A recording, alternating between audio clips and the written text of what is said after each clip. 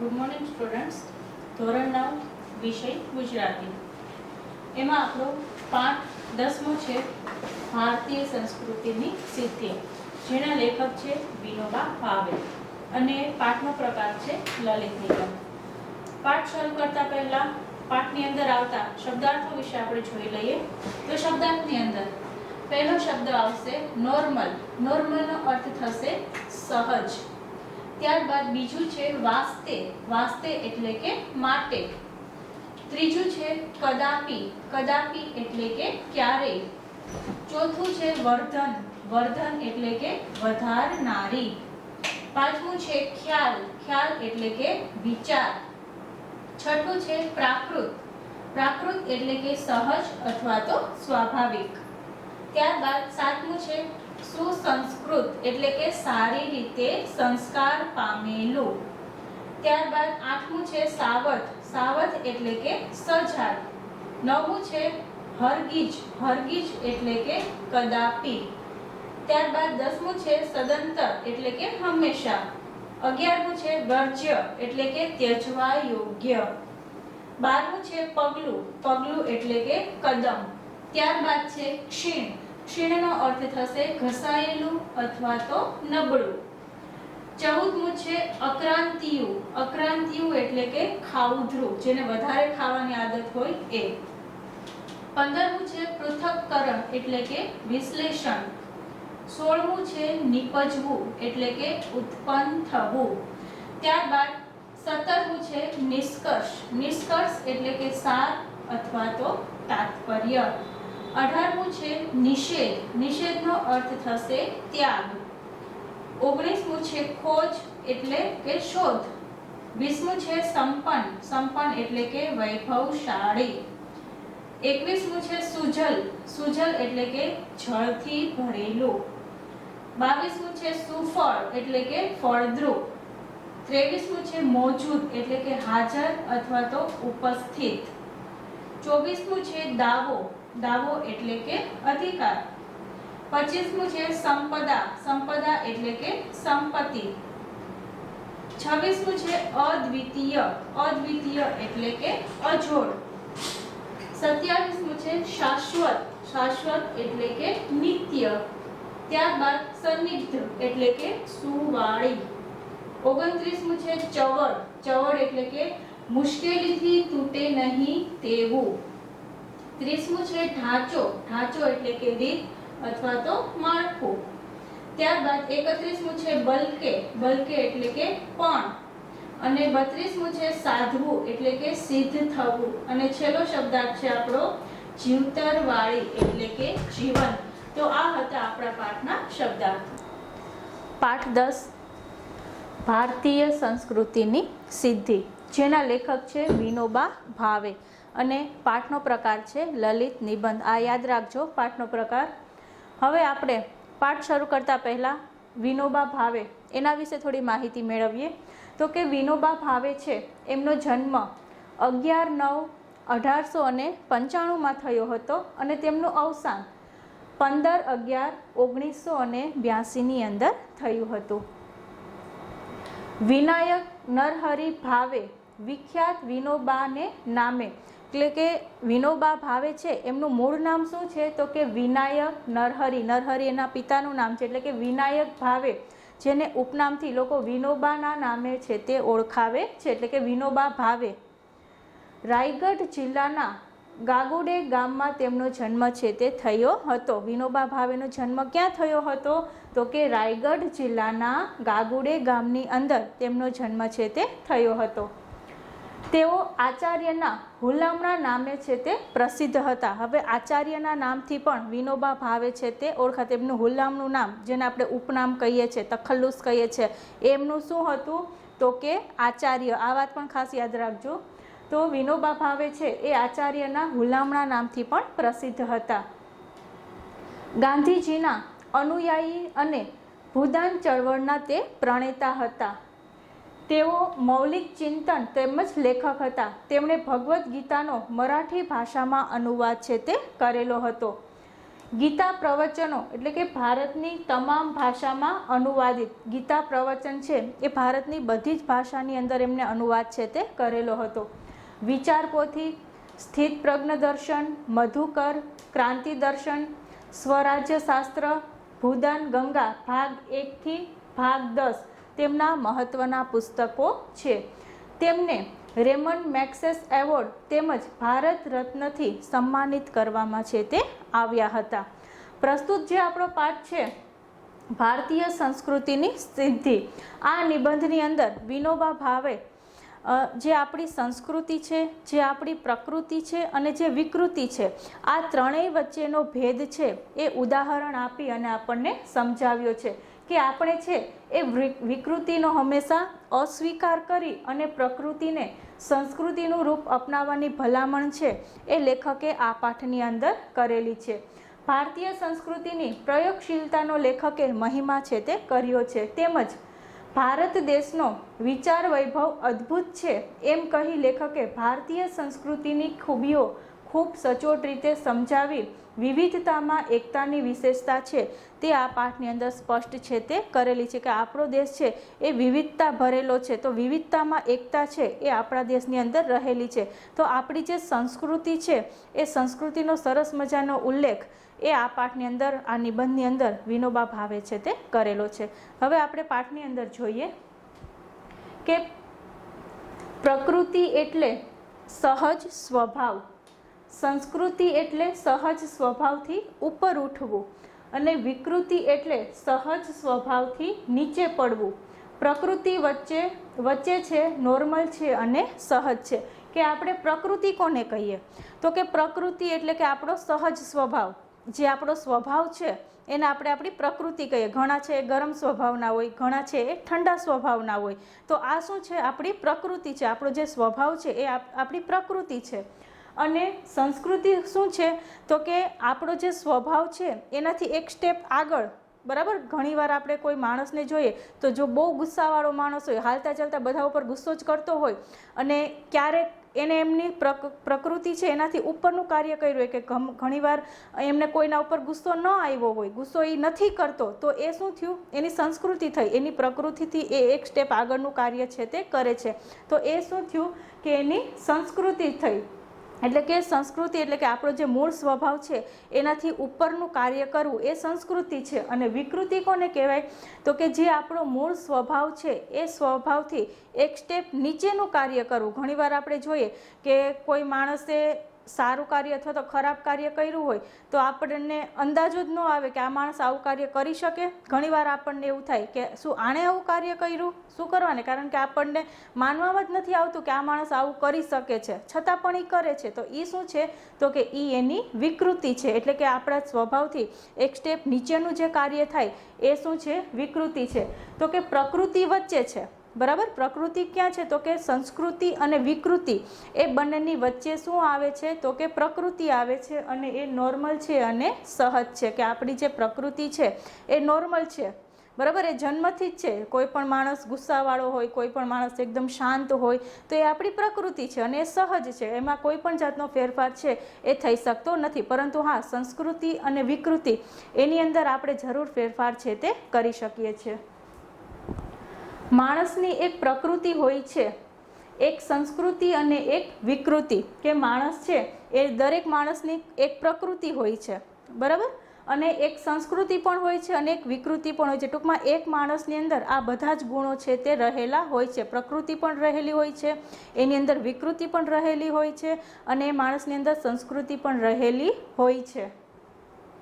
એક ઉદાહરણ આપી અને વિનોબા ભાવે આપણને સમજાવેલું છે કે ભૂખ લાગે છે અને ભૂખ લાગતા માણસ ખાય છે એ એની પ્રકૃતિ છે. કે હવે સ્વાભાવિક છે કે જીવ છે, દરેક જીવ, એ પછી પશુ હોય કે પક્ષી હોય કે માણસ હોય, કોઈ પણ જીવ હોય, એમને પોતાનું જીવન ચલાવવા માટે ખોરાકની જરૂર છે તે પડે છે. દરેક માણસને ભૂખ લાગે જ છે.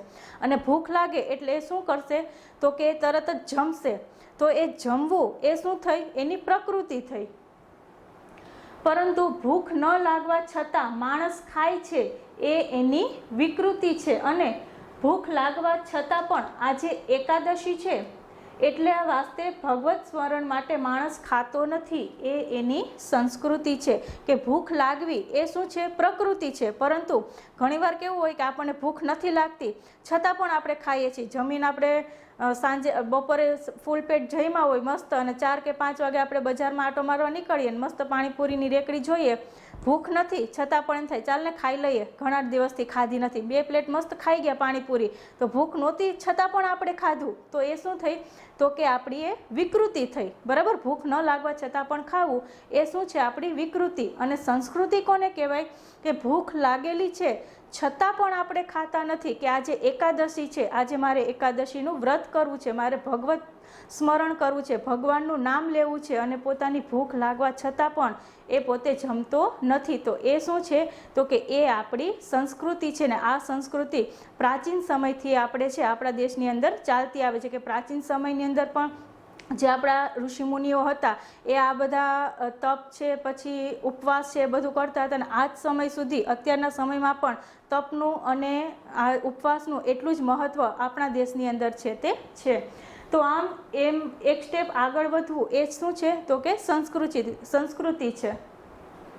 આમ ઉપવાસ કરવો એ આપણી સંસ્કૃતિ છે. આપણે મહેનત કરીને ખાઈએ છીએ તે આપણી પ્રકૃતિ છે. પરંતુ આપણે જાતે મહેનત કરવાનું ટાળીશું અને બીજાની મહેનત લૂંટીને ભોગવતા રહીશું, તે આપણી વિકૃતિ છે. કે અહીંયા બીજું ઉદાહરણ દ્વારા આપણને કીધેલું છે કે પ્રકૃતિ કોને કહેવાય અને વિકૃતિ કોને કહેવાય. તો કે આપણે જાતે મહેનત કરશું અને એ મહેનતનું ફળ આપણે મેળવીએ તો એ શું છે? તો એ આપણી પ્રકૃતિ છે. શું કરવાને? કારણ કે આપણે મહેનત કરેલી છે, આપણે એટલું કામ કરેલું છે અને એ કામના આપણને પૈસા મળ્યા છે અથવા તેનું ફળ મળ્યું છે, તો એ આપણી પ્રકૃતિ છે, એ આપણું હકનું છે. પરંતુ આપણે કામ કરવું નથી અને બીજા કામ કરે છે એની પાસેથી આપણે અપેક્ષા રાખીએ છીએ કે એ કામ ભલે કરે પરંતુ એનું જે વળતર છે એ કોને મળવું જોઈએ? તો કે મને મળવું જોઈએ. તો એ શું થયું? તો કે એ આપણી વિકૃતિ થઈ. કે આપણે કામ કરતા નથી પરંતુ બીજા પાસે આપણે આશા રાખેલી છે કે બીજા મહેનત કરે અને મને કમાઈને આપે, તો એ શું થયો? તો કે એ આપણી વિકૃતિ છે. આ વસ્તુ ભલે મોટા ભાગના માણસોમાં દેખાતી હોય તેમ છતાં પણ આ માણસની પ્રકૃતિ નથી, વિકૃતિ જ છે. ભલે ને આ પ્રકારની વિકૃતિ પ્રાચીન કાળથી આજ સુધી દેખાતી હોય, કે આ વસ્તુ છે એ પ્રાચીન સમયથી આજ સુધી છે તે આપણને જોવા મળે છે. કે પહેલાંના સમયમાં પણ આપણે જોઈએ તો કે જે પહેલાંના રાજાઓ હતા એ શું કરતા? તો કે અમુક જે પ્રજા હોય એ પ્રજાનું અનાજ પોતે લૂંટફાટ કરીને અથવા તો એમને મારીને કે ધમકાવી અને એ બધા રાજા છે એ પોતાનું એ અનાજ છે એ પોતાના ગોડાઉનમાં છે તે નખાવતા હતા. પછી અંગ્રેજોના સમયમાં પણ એવું થતું હતું કે અંગ્રેજો છે એ આપણા ખેડૂતો ઉપર અત્યાચાર કરી અને એમની મહેનતનું જે ફળ છે એ શું કરતા હતા? પોતાની પાસે લઈ લેતા. અને અત્યારના સમયમાં પણ આપણને એવું જ છે તે જોવા મળે છે. તો આ જે વસ્તુ છે એ પ્રાચીન સમયથી છે તે ચાલતી આવે છે, પરંતુ એને આપણે ક્યારેય સંસ્કૃતિ કહેતા નથી. એ શું છે? એ વિકૃતિ જ છે. તેમ છતાં પણ આ કદાપી સંસ્કૃતિ હોઈ શકે નહીં. પરંતુ આપણા શ્રમથી પેદા થયેલી ચીજ પણ બીજાને આપ્યા વિના ભોગવવી નહીં, આપીને અને વહેંચીને જ ભોગવવી એ માણસની સંસ્કૃતિ છે. કે સાચી સંસ્કૃતિ કોને કહેવાય? કે આપણે બીજા પાસે અપેક્ષા ન રાખવી જોઈએ, પરંતુ આપણી પાસે જે વસ્તુ છે એ વસ્તુ આપણે કોઈ પણ આશા વગર બીજા માણસોને મદદ કરીએ એ જ આપણી સાચી સંસ્કૃતિ છે. કે એવા પણ માણસો આપણને આ દુનિયામાં જોવા મળે છે. ખાસ કરીને આપણે જ્યારે જોઈએ કે કોઈ આફત આવે, કુદરતી આફતો આવેલી હોય કોઈ પણ દેશમાં કે કોઈ પણ રાજ્યમાં, તો અન્ય લોકો છે કોઈ પણ સ્વાર્થ વગર એ લોકોની સહાય છે તે કરે છે. જેમ કે પૂર આવ્યું હોય અથવા તો દુષ્કાળ પડ્યો હોય, એવી કોઈ પણ સ્થિતિ સર્જાણી હોય કોઈ પણ શહેરમાં અથવા તો કોઈ પણ રાજ્યમાં, તો બધા જ લોકો છે એ પોતાની કમાણીની મહેનતના જે પૈસા છે એ પણ એ લોકોને આપે છે. તો એ જ માણસની સાચી સંસ્કૃતિ છે. કે આપણે તો ભોગવીએ જ છીએ સુખ, પરંતુ સાથે સાથે આપણી જ કમાણીના પૈસા એ આપણને અન્ય લોકોને પણ ભોગવવા માટે આપીએ છીએ. ટૂંકમાં એમને પણ આપણે મદદ કરીએ છીએ. તો એ જ માણસની સાચી સંસ્કૃતિ છે. માણસમાં અને પશુમાં ફરક છે અને અંતર છે. કે માણસ અને પશુ એ બંનેની વચ્ચે ફરક છે. કે માણસની અંદર સહજ ગુણ છે, સહજ સ્વભાવ છે, લાગણી છે, પરંતુ એ વસ્તુ પશુની અંદર રહેલી નથી. તો માણસ અને પશુ વચ્ચેનો જે તફાવત છે એ તફાવત દર્શાવવાનો પ્રયત્ન અહીંયા વિનોબા ભાવે છે તે કરેલો છે. આ અંતરને વધારતું પશુપણામાંથી નીકળતા જઈને માણસપણા તરફ આગળ વધતા જવું તે જ સંસ્કૃતિ વર્ધન છે તે કહેવાય. કે અત્યારના માણસો છે એ કેવા છે તો કે પશુપણા જેવા છે. ટૂંકમાં જેમ પશુ છે એમને કોઈ ઉપર દયા કે કેમ નથી આવતી, એમ અત્યારના સમયમાં પણ માણસોનું એવું જ છે કે બહુ ઓછા એવા માણસો જોવા મળે કે જેમને બધા ઉપર દયા આવે અને બધાનું સારું કાર્ય છે તે કરતા હોઈએ છે. તો આમ આપણે આ જે પશુતાપણું છે આપણી અંદર રહેલું એ દૂર કરી અને માણસપણા તરફ આપણે આગળ વધવું જોઈએ. એ જ આપણી સાચી સંસ્કૃતિ છે. માણસ સુખ અને આનંદ શોધે છે એ ખરું, પરંતુ કયો આનંદ વિકૃત છે અને કયો પ્રાકૃત છે અને કયો સંસ્કૃત છે તેનો ખ્યાલ છે તે રાખવો પડે. કે માણસ છે, દરેક માણસને અત્યારે આનંદની જરૂર છે, સુખની જરૂર છે, સાહેબીની જરૂર છે, પરંતુ કયો આનંદ સાચો છે, ક્યાં આપણને સુખ આપે છે, સાચું સુખ કયો આનંદ આપે છે એ માણસે છે એ જરૂર જોવું જોઈએ. ઘણીવાર આપણે જોઈએ કે ઘણા લોકોને આપણે દુઃખી કરી અને આપણે ખુશ થતા હોઈએ છીએ, પરંતુ એ સાચો આનંદ નથી. એ આનંદ કેવો છે તો કે ટૂંક સમય માટેનો છે. એ લાંબો સમય આવો આનંદ છે તે રહેતો નથી, પરંતુ અન્યને સુખી કરી અને આપણે સુખી થઈએ એ જ સાચો આનંદ છે. જે સુખ સહુને આનંદ આપી શકે તેવું હોય એ જ ખરું સુખ છે અને એ જ સુસંસ્કૃત આનંદ છે. જે આનંદ આપણને સંસ્કૃતિ તરફ લઈ જાય એ જ સાચો આનંદ છે. કે જે આપણો જે આનંદ છે, જે આપણને આપણી સંસ્કૃતિ તરફ આગળ વધે એ જ સાચો આનંદ છે. સંસ્કૃતિ ક્યારેય ખરાબ નથી હોતી, વિકૃતિ જ ખરાબ હોય છે. અને પ્રકૃતિને આપણે ન ખરાબ કહી શકીએ કે ન સારી કહી શકીએ. કે જે આપણી સંસ્કૃતિ છે એ સંસ્કૃતિ ક્યારેય ખરાબ હોતી નથી. ખરાબ કોણ છે તો કે વિકૃતિ છે. અને પ્રકૃતિ નથી તો સારી હોતી કે નથી તો ખરાબ હોતી. એ તો કેવી હોય છે તો કે સહજ હોય છે, સ્વાભાવિક હોય છે. બીજો ઉદાહરણ આપીને વિનોબા ભાવે આપણને સમજાવેલું છે કે કાગડો કાળો છે તેને આપણે ખરાબ કહી શકીએ ન કહી શકીએ, કેમ કે એ એની પ્રકૃતિ છે. બગલો સફેદ છે પણ તેટલા માત્રથી આપણે તેને સારો ન કહી શકીએ, કેમ કે એ એની પ્રકૃતિ છે. પ્રકૃતિ ઉપરથી ઉઠીને આગળ વધવું એ જ આપણી સંસ્કૃતિ છે. કે કાગડો છે એ રંગે કેવો હોય છે, કાળો હોય છે, એટલે આપણે એને ખરાબ નથી કહેતા. શું કરવાને? કારણ કે કાળો રંગ એ તો એની પ્રકૃતિ જ છે. એમ તો કોયલ કાળી છે, પરંતુ તમે સાંભળેલું હશે કે કોયલ છે એ એટલી ચાલાક હોય છે કે પોતાના ઈંડા છે એ કાગડાના માળામાં મૂકી આવે છે, અને કાગડો છે એ ખૂબ જ સરસ રીતે એ ઈંડાનો ઉછેર કરે છે. અને જ્યારે એ ઈંડામાંથી પક્ષી બહાર નીકળે ત્યારે એને ખ્યાલ આવે છે કે ખરેખર આ ઈંડા એના નથી પરંતુ બીજાના છે. તો શું એની પ્રકૃતિ છે, કાળો રંગ એની પ્રકૃતિ છે, તો શું આપણે એને ખરાબ કહી શકીએ? નહીં, એનો એ સ્વભાવ છે. એવી જ રીતે બગલાનો જોઈએ કે બગલો સફેદ છે, એના ઉપરથી આપણે તારણ ન કાઢી શકીએ કે બગલો સફેદ છે એટલા માટે ખૂબ જ સારો છે, કારણ કે એ એની પ્રકૃતિ છે. તો આમ પ્રકૃતિ ઉપરથી કયો માણસ સારો છે અને કયો માણસ ખરાબ છે એ આપણે નક્કી કરી શકતા નથી, કારણ કે પ્રકૃતિ કેવી છે તો કે સહજ છે, સરળ છે. પરંતુ આપણી પ્રકૃતિ જે છે એનાથી ઉપર ઉઠી અને આપણે જે કાર્ય કરીએ એને આપણે સંસ્કૃતિ છે તે કહી શકીએ અને આપણે એ જ પ્રમાણે કાર્ય છે તે કરવું જોઈએ. ત્યારબાદ ઘણીવાર આપણે વિકૃતિને પણ સંસ્કૃતિ માની લેવાની ભૂલ છે તે કરી બેસીએ છીએ. એટલે આ બાબત સાવધ રહેવાની જરૂર છે કે ઘણીવાર માણસ છે એ વિકૃતિને સંસ્કૃતિ માની લે છે, પરંતુ એ વસ્તુ યોગ્ય નથી. જે વિકૃતિ છે, જે ખરાબ આદત છે એ ખરાબ જ છે, એને આપણે સંસ્કૃતિ માનવાની ભૂલ છે તે ક્યારેય કરવી જોઈએ નહીં.